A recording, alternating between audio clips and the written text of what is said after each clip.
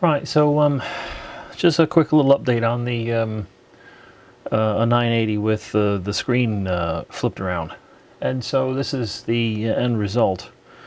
So the problem with it is really it actually looks better on camera than it does in person, in fact, which is sort of interesting. But you can see it if I've got it tilted this way.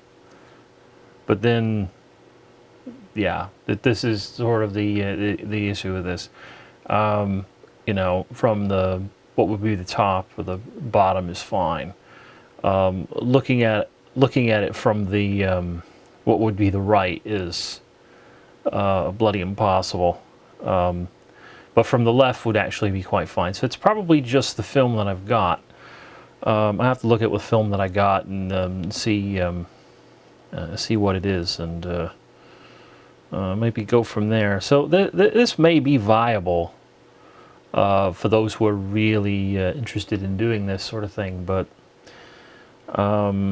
yeah, like I said, it actually looks better on camera than it does in person, which is sort of interesting. But I have to put this in the bezel and all that, and actually give it a proper go. But that's really what it looks like. So cheers guys, till next time.